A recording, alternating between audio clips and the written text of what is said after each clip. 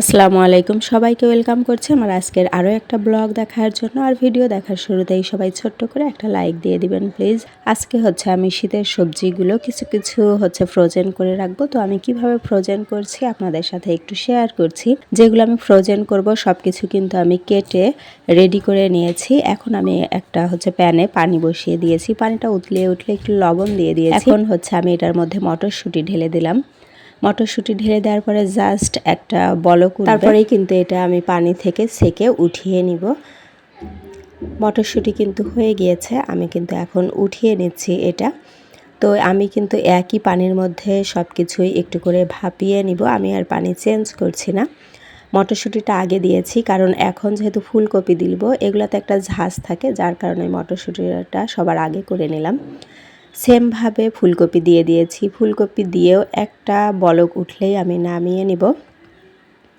এই যে উতলিয়ে উঠেছে, উতলিয়ে ওঠার পরেই কিন্তু আমি যে পানি ছাড়িয়ে এরপরে কিন্তু একটা এরকম ছিদ্রযুক্ত ঝুড়িতে উঠিয়ে নিব, যাতে করে আরও যে এক্সট্রা পানি আছে সেগুলো যেন পড়ে যায়। বাঁধাকপিটাও সেমভাবে দিব।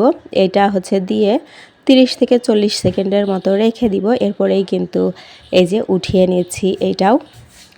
এটাও একইভাবে পানি ঝরিয়ে নিব। এই যে এটাও কিন্তু ছিদ্রযুক্ত একটা বলে নিয়েছি। এভাবে করে পানি ঝরে যখন শুকিয়ে যাবে তখন কিন্তু এগুলো আমি এয়ার টাইট বক্সে অথবা পলিতে জিপলক ব্যাগে যেভাবে রাখে আর কি, সেভাবে আমি যেভাবে রাখছি সেটা তো আমি আপনাদের সাথে শেয়ার করবই। কিছু বক্সে রাখবো, আর অল্প পরিমাণে আমি পলিতে করে ছোট ছোট পলিতে করে রেখেছি, যাতে করে একবারেই আবার এটা ইউজ হয়ে যায়, বের করতেও ঝামেলা হবে না। এভাবে করে এই তো আমি রেখে দিলাম। আর এর পরের দিন একটু বাজারে গিয়েছিলাম, ক্যাপসিকাম এনেছি, আর এই যে বড় মরিচগুলো এনেছি, আর আমার সংসারের টুকটাক যে বাজার ছিল সেগুলো এনেছি, কাঁচামরিচ এনেছি। এটাও কিন্তু আমি বেটে ফ্রোজেন করব। এটা করব রমজানের জন্য। ভিডিও দেখতে দেখতে যারা এই পর্যায়ে এসেছেন, যদি এখনও লাইক না করে থাকেন প্লিজ একটা লাইক করে দিবেন। ক্যাপসিকাম আর বড় মরিচগুলো কিন্তু আমি কেটে নিয়েছি, কিছু কুচি করে কেটেছি, কিছু বড় বড় রেখেছি। বড় রেখেছি এই জন্যই যে রান্নার সময় আমার যেরকম সাইজ লাগবে আমি যেন সেরকম করে কেটে নিতে পারি।